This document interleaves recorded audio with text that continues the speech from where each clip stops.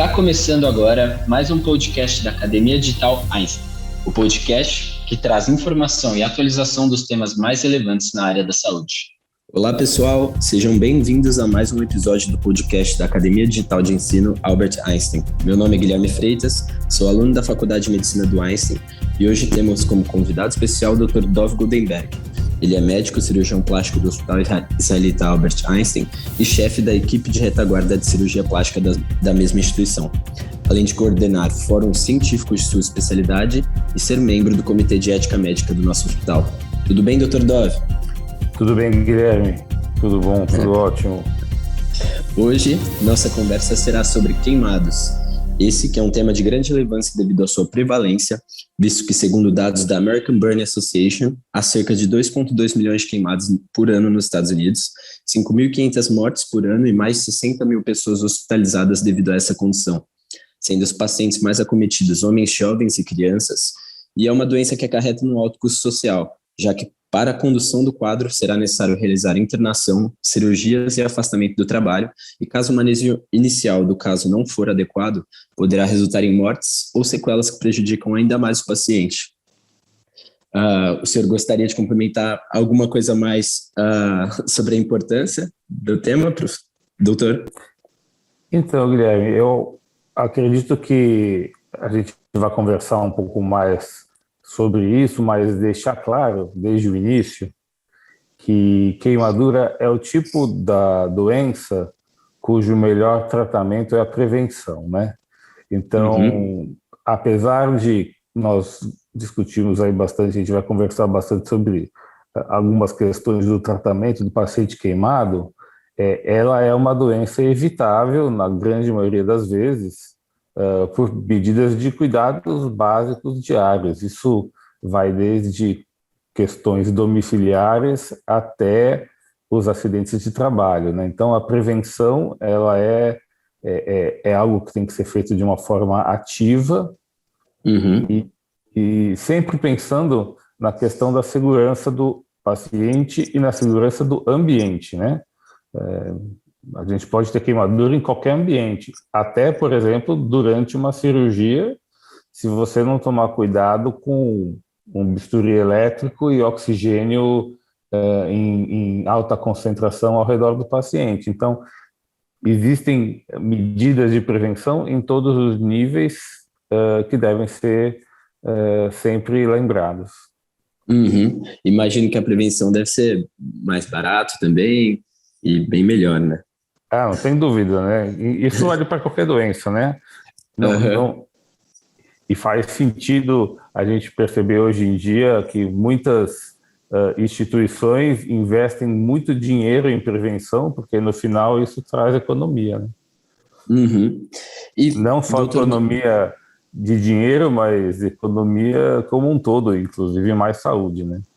E, doutor, eu queria perguntar para o senhor como deve ser feita a avaliação inicial do paciente queimado. Então, quando a gente vai falar de um paciente queimado, a gente precisa diferenciar um pouco algumas situações, né?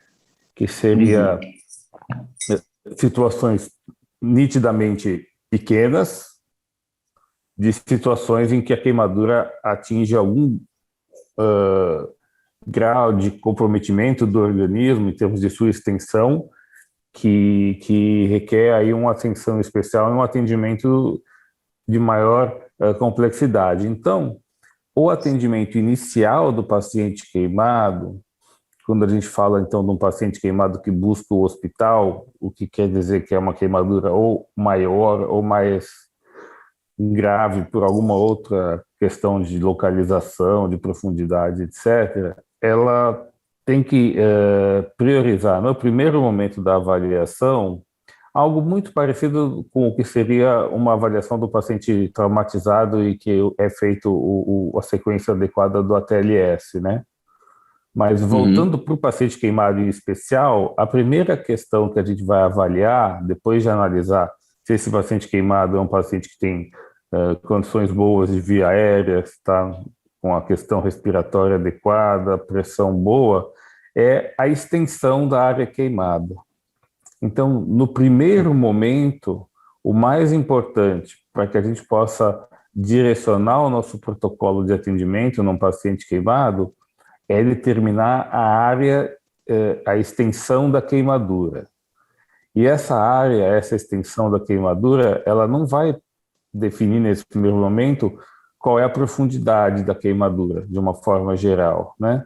Se é de segundo grau, de terceiro grau. Ela vai analisar inicialmente a extensão em percentual da área corporal, porque é isso que vai nos dizer se esse caso precisa apenas de tratamentos locais da área queimada, quando a queimadura tem um percentual menor, ou se a gente vai precisar, além dos cuidados da queimadura em si, tratar o paciente considerando que aquela área de queimadura pode gerar distúrbios do ponto de vista de perda de volume, né, de perda hídrica. Quando a gente tem uma queimadura, e a gente está falando aqui de uma queimadura que vai além de uma queimadura de primeiro grau, que seria só uma vermelhidão da pele, né? Então, a queimadura que causa bolhas ou que causa uma queimadura de espessura completa, a partir de uma determinada percentagem de área queimada,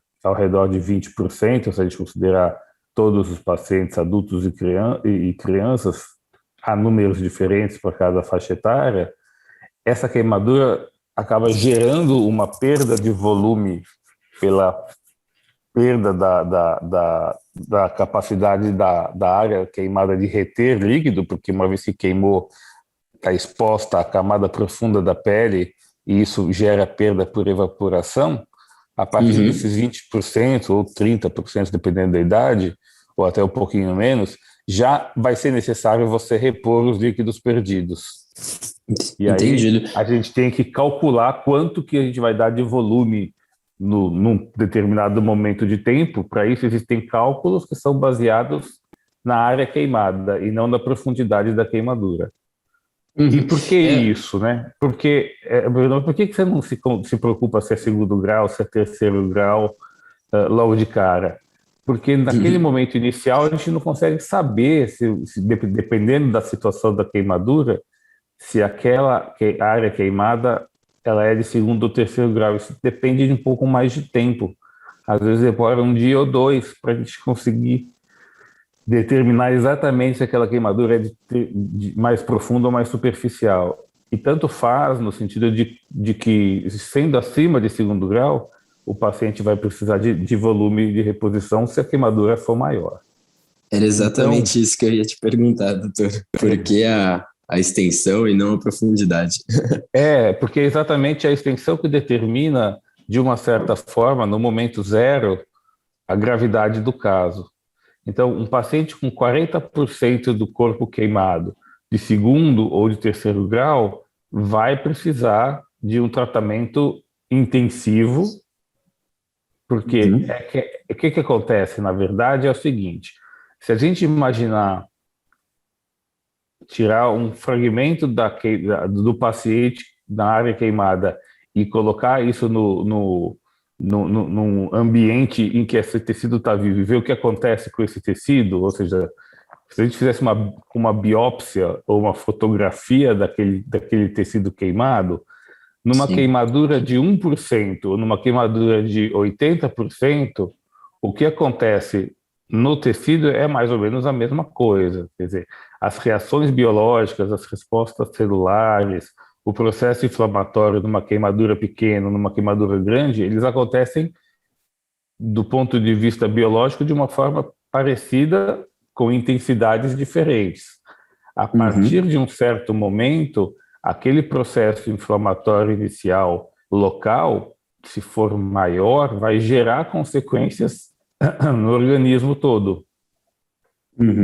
Então, um paciente grande queimado, que a gente chama, ele, na verdade, ele está tendo uma resposta exagerada, com resposta sistêmica, porque a área é grande, né?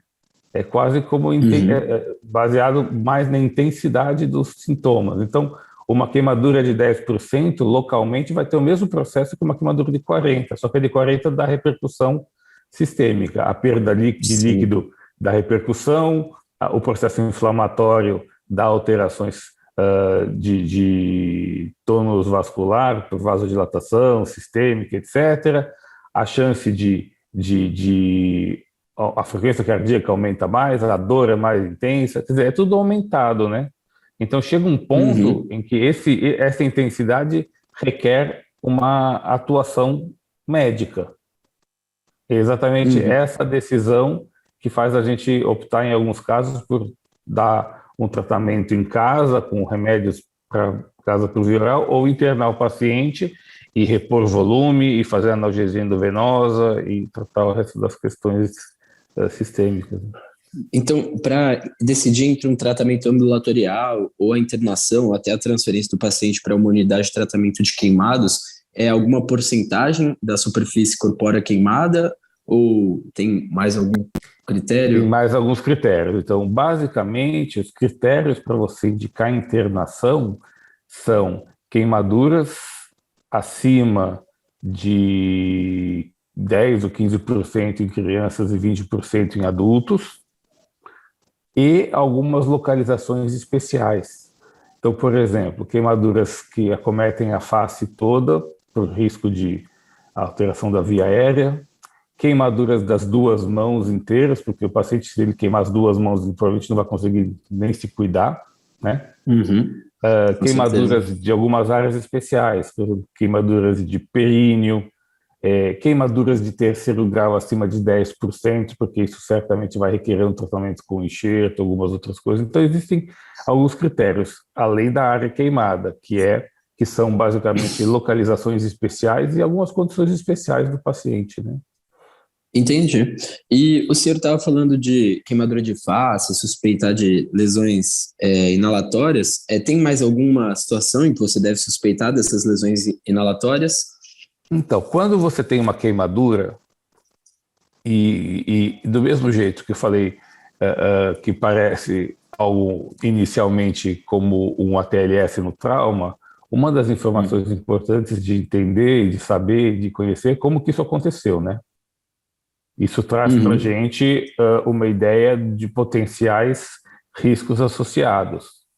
Então, quando o paciente sofre uma queimadura, a gente tem que ter a informação, se possível, de imediato já, de algumas questões. Primeiro, qual foi o agente que causou a queimadura? Porque isso faz diferença. Se foi uma queimadura por água quente ou fogo, combustão, né, por fogo mesmo, ou um trauma elétrico, a gente pode falar dessa frente. Então, qual foi o agente e em que condições isso aconteceu? Foi uma queimadura no jardim da casa, porque o indivíduo estava cozinhando, ou foi uma explosão de material combustível dentro de um ambiente fechado? Isso nos traz a sua pergunta, porque a via aérea ela pode ser lesada de diversas formas numa queimadura. Você pode ter uma lesão da via aérea pelo fogo, pelo calor, então uma queimadura da via aérea, ou pela inalação do ar quente, né? Ou você pode ter o que nós chamamos de lesão inalatória, que é uma condição secundária àquelas queimaduras em ambientes fechados, onde a inalação de agentes tóxicos, que podem levar a uma lesão química da via aérea, e a inalação de monóxido de carbono em grande quantidade, que além de levar a uma lesão pulmonar, vai levar também a um problema de oxigenação do paciente, né? Então, existem aí duas situações diferentes. Uma é a queimadura das vias aéreas, e a outra é a lesão inalatória da árvore traqueobrônquica pela inalação de agentes químicos e, além disso, o risco de intoxicação por monóxido de carbono. Então, quando o paciente tem alguns sinais, a gente tem que pensar em lesão de via aérea, né? Por um jeito ou por outro, que é exatamente queimadura de toda a face, queimadura dos pelos nasais, ele vai ter uma secreção, um escarro com material residual, tipo carvão, né, ou alguma outra coisa. Entendi. E ele vai ter rouquidão, ele pode até estar acordado e conversando, mas ele vai estar com rouquidão, vai estar com dificuldade respiratória, e a gente tem que pensar nessa questão também do monóxido de carbono. Então, é importante avaliar desde cara a saturação de oxigênio, e existem maneiras de você dosar a quantidade de carboxihemoglobina, né? Que é por que o problema do monóxido de carbono? Porque o monóxido de carbono tem uma afinidade pela hemoglobina muito maior que o oxigênio. Então, ele se fixa a hemoglobina e você não consegue oxigenar o paciente, porque o oxigênio não vai se ligar à hemoglobina. Então, você tem que fazer algumas medidas para que isso funcione melhor de imediato. E saber a saturação de oxigênio é um dos indícios que vai poder nos levar a essa possibilidade de intoxicação por monóxido de carbono, que é grave e que aumenta muito a gravidade do paciente queimado, né? Voltando um pouquinho na parte da ressuscitação volêmica, parece ser bem importante. Qual é a importância dessa ressuscitação volêmica nesse paciente? Se tem algum impacto você atrasar essa ressuscitação? Ótimo, boa pergunta. Então, quando o paciente tem a queimadura, já no momento da queimadura, e que você tem essa perda da barreira da pele, que de uma certa forma impermeabiliza o nosso organismo e controla quanto a gente vai perder ou não de líquido ou de temperatura, quando você perde isso, duas coisas acontecem, né? Você perde muito volume e você para de ter esse controle adequado da temperatura. Então, só abrindo um parênteses, lembrar que hipotermia é um problema importante no paciente queimado grave, né? Entendi. Quanto o paciente perde de volume é variável, mas a gente consegue fazer algumas estimativas, de novo, baseado na porcentagem de superfície corpórea queimada. Então é bem importante estadiar, né? Isso, E aí você, sabendo a porcentagem de área queimada, como é que eu calculo essa área queimada? Existem várias regras, mas as mais fiéis são alguns mapas corporais que já foram feitos há bastante tempo e que determina qual é a porcentagem de cada região do organismo em relação ao todo. Então, por exemplo, o tórax corresponde a 13%, ou um membro corresponde a 9%. A gente consegue desenhar a área queimada e com isso ter uma estimativa da área total. Existem outras formas mais simples de fazer isso, como mais ou menos a palma da mão corresponde a 1% da superfície corporal, então você consegue calcular, ou cada área maior ser 9% da área corporal, mas assim, o melhor é você ter esse esquema chamado esquema de Lund e Brauder, que é um desenho que você tem lá, inclusive para cada idade varia um pouco a superfície corpórea. Então, para uma criança que tem a cabeça maior que o corpo, a cabeça representa uma porcentagem maior. E aí você consegue calcular essa área de queimadura. Então, vamos dizer, examinei o paciente todo e ele tem, entre queimaduras de segundo e terceiro grau, que é o que entra nesse cálculo, 38% de área queimada. Então, existem, além desses desenhos que a gente consegue calcular a área queimada, alguns protocolos de ressuscitação volêmica que vão estimar, ou que estudaram a estimativa de quanto de volume você perde por área queimada, e a partir daí você calcula quanto de volume que você tem que dar, basicamente de eletrólitos, que é ringue lactato ou soro fisiológico, para esse paciente. Então, você vai, com isso, ter uma ideia inicial de quanto de volume você tem que dar nas primeiras 24 horas de queimadura. Isso é uma estimativa, né? Então, esse volume inicial é para eu saber com que velocidade eu começo a dar o volume de reposição volêmica para o paciente, mas existem outros parâmetros que são mais importantes para definir se essa reposição está adequada ou não, que basicamente desses parâmetros todos, o mais simples e mais fiel é a diurese. Entendi. Então, se a minha ressuscitação volêmica está sendo adequada, o paciente vai estar urinando, porque isso quer dizer que ele está com a volemia adequada. Então, se ele estiver urinando muito, talvez ele esteja dando muito volume. Se ele estiver urinando pouco, talvez esteja dando menos do que ele precisa. E retardar o início dessa condição de reposição volêmica, então automaticamente já dá para imaginar o que acontece, né? É como se o paciente ficasse com uma perda de volume por muito tempo sem reposição. Isso tem consequências pressóricas, renais e sistêmicas. Então, quanto mais tempo demora para começar a reposição volêmica, maior o risco de lesão aos outros órgãos, né? E essa lesão que depois vai ser um complicador a mais da evolução do caso. Então, um paciente queimado grave que tem a reposição volêmica feita adequadamente tem menos complicações além daquela que a gente já espera, né? Tem coisas que a gente já sabe que vai acontecer num grande queimado e tem coisas que a gente pode evitar. E aí, menor risco de iatrogenia e tal, tem que ter todo esse cuidado. Exatamente. Uma coisa que eu já ouvi é que você está tentando garantir o equilíbrio entre uma perfusão tecidual mínima, né, nesse grande queimado, mas você também tem que tentar minimizar o edema de partes moles, né, que esse paciente também está submetido. E aí o que eu queria saber é como você garante esse equilíbrio. Então, quando você tem um paciente queimado que precisa de reposição volêmica endovenosa, significa que a queimadura não é tão pequena. Então, a gente já está esperando que ele vai ter uma resposta inflamatória ao trauma que ele foi vítima. Então, é lógico que edema na área queimada vai acontecer e é o manejo dessa reposição volêmica que vai ajustar isso no menor possível, né? Mas existem aí, vai um pouco dentro de uma conduta de terapia intensiva. Para algumas situações em terapia intensiva, existem até protocolos que você deixa o paciente menos hidratado e maneja a estabilidade hemodinâmica com drogas vasoativas, né? No paciente queimado, no primeiro momento inicial, pensando em manter o rim, a função renal mais preservada e também fazer uma certa, entre aspas, né, uma certa lavagem daqueles agentes tóxicos numa queimadura em que tem questões químicas envolvidas, é preferível que ele urine um pouco mais e fique um pouco mais hipervolêmico.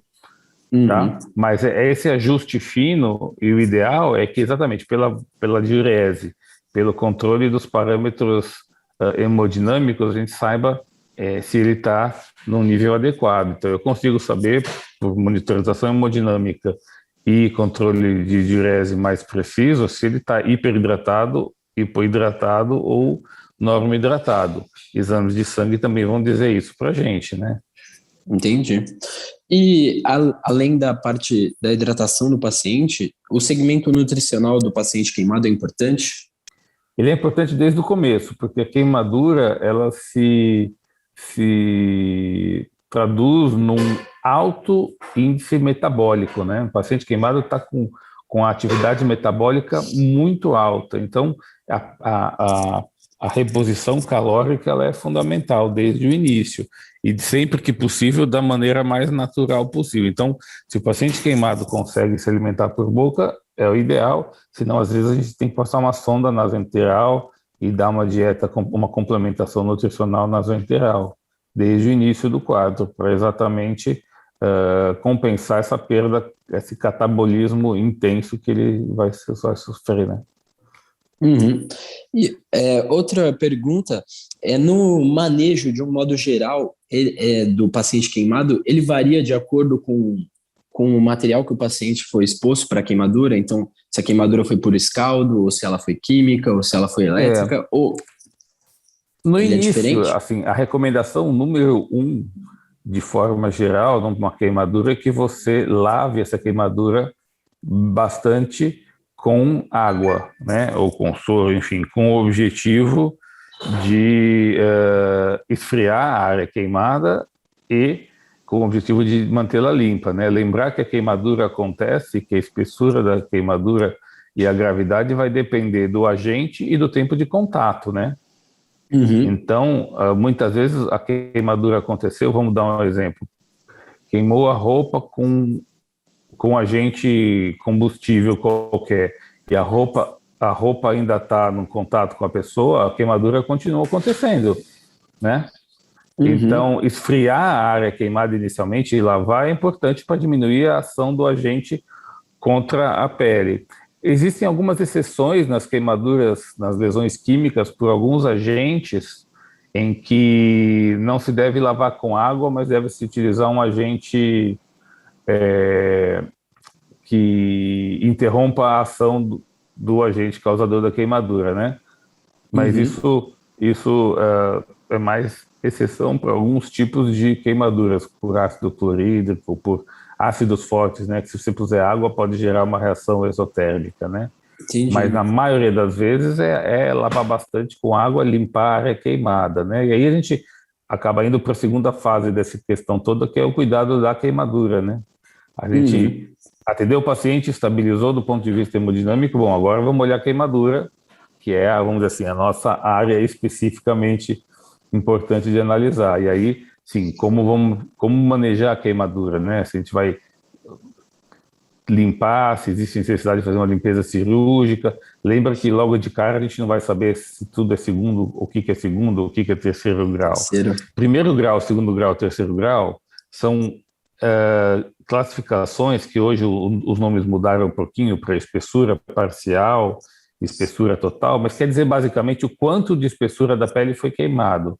Se foi só uma questão bem superficial, só da epiderme, que é a queimadura de primeiro grau, que é equivalente ao que acontece quando a gente toma sol e a radiação ultravioleta causa uma lesão na pele, que é basicamente hiperemia, ou quando a gente, por exemplo, queima com água quente, mas esfriou rápido, então ficou só vermelho.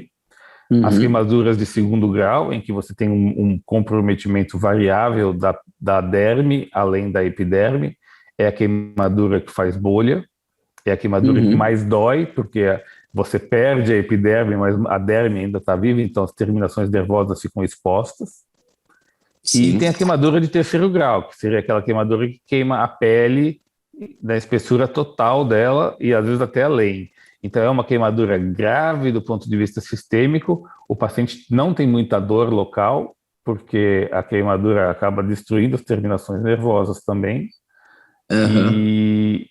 mas é uma queimadura que não vai, por exatamente ter perdido toda a espessura da pele, não vai se recuperar sozinha. Então a queimadura de terceiro grau vai precisar de alguma abordagem cirúrgica para o seu tratamento. Já as queimaduras menos espessas, muitas vezes só os curativos vão favorecer a regeneração cutânea da pele, né, a partir dos anexos e da derme remanescente, e vai haver uma nova epitelização da área queimada. Era justamente isso que eu ia te perguntar. O tratamento, a diferença do tratamento da espessura, da queimadura de espessura parcial e de espessura total. Então, exatamente isso aí que a gente conversou agora, né? Você pode resumir para a gente? A espessura parcial, pelo que eu entendi, é os segmentos da pele, da superfície que foi queimada, consegue se regenerar, enquanto a da total talvez vai precisar de alguma abordagem cirúrgica, exatamente isso. Enxertia de pele. Isso aí. Queimaduras de segundo e terceiro grau vão precisar, no primeiro momento, de uma limpeza local. Nas de segundo grau, quanto menos profundas, mais rápido vai ocorrer essa epitelização. Essa epitelização ela acontece a partir do que ficou viável de derme e principalmente da região ao redor dos anexos dérmicos, dos folículos pilosos, glândulas sebáceas. É nessa região que vai existe uma maior atividade mitótica, né? Então é por ali que vai acabar havendo a regeneração, a restauração da área queimada. Então, isso leva um tempo de alguns dias, né, entre a queimadura e a epitelização completa. Durante esse período, a gente tem que cuidar da área queimada, com curativos que permitam fazer exatamente aquilo que a queimadura causou. Manter a temperatura, manter a hidratação da pele, proteger da dor e evitar que essa área exposta possa se infectar, né? Por isso que os curativos para queimadura são tão complexos quando você faz, não é só colocar uma gaze, né? Você precisa, tanto deixando exposto quanto cobrindo, lembrar desses 4 elementos, né? Infecção, dor, perda de líquido e perda de temperatura. Então, os curativos têm que fazer as vezes disso que a pele perdeu em termos de função, né? Por isso, esses curativos são um pouco mais complexos e mais tecnológicos, né? E na queimadura de terceiro grau que queimou tudo, você tem que remover todo aquele tecido e isso vai gerar uma ferida. Exatamente, o desbridamento. Aí depois do desbridamento, você vai gerar uma área ferida, uma área cruenta, né? Uma área aberta. E aí você vai preparar essa área para uma cobertura definitiva, normalmente feita com enxerto de pele. Isso Entendi. pode ser feito de imediato, ou às vezes você faz um primeiro desbridamento, aguarda um pouco para ver se precisa refazer o desbridamento para poder fazer um enxerto que tenha mais chances de integrar, né? Ah, sim, muito interessante, doutor. Eu acho que as minhas perguntas acabaram. Eu gostaria de agradecer ao senhor pela presença no nosso podcast. Foi um prazer ter o senhor como convidado e discutir esse tema de tamanha importância. O senhor gostaria de complementar mais alguma coisa que não foi discutido ou alguma palavra final? Eu acho, Guilherme, acho que a gente passou por alguns temas importantes. Lógico que existem muitos outros, né, em que dá para conversar. Fazendo um resumo geral, eu acredito que é importante essa definição de início, quando o paciente tem uma queimadura e procura atendimento médico, de fazer um diagnóstico correto. Então, a história da queimadura, a sua extensão, e de imediato oferecer ao paciente um tratamento adequado em termos de reposição volêmica, cuidados locais para reduzir o risco de infecção, tratar a dor do paciente de imediato, que é um fator importante na queimadura, e reavaliar esse paciente para definir as áreas queimadas em termos de extensão e de profundidade passadas aí 24, 48 horas. Ao mesmo tempo, estar preocupado com as questões paralelas, como algumas que você comentou, né?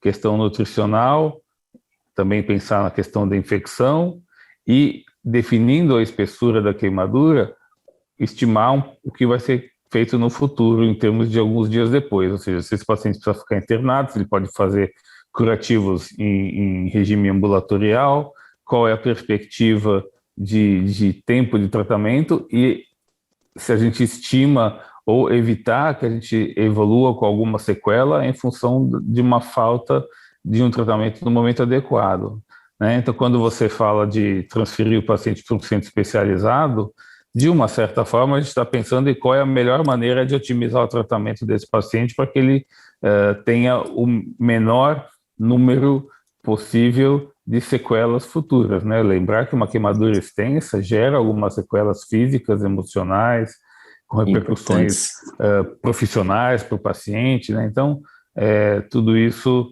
é importante, e lembrar novamente que as medidas de prevenção, elas são fundamentais no ambiente de trabalho, no dia a dia, né? Nessa fase que a gente tem passado aí nos últimos anos de pandemia, em que as pessoas estão muito mais em casa, então elas estão com as crianças em casa, elas estão cozinhando, todo mundo junto na cozinha, como se fosse uma atividade divertida, mas não pode esquecer nunca que tudo isso também tem os seus riscos, né? Então, cuidar, certeza, prevenir, lembrar do ambiente e como prevenir o risco é importante a todo momento. Com certeza. Muito obrigado, doutor, mais uma vez. Obrigado Foi um prazer, Guilherme. Obrigado a todos que nos ouviram ao longo desse episódio. Fiquem atentos na Academia Digital, que nossos materiais estão por vir em nossa plataforma, além de mais podcasts nas próximas semanas. Muito obrigado a todos.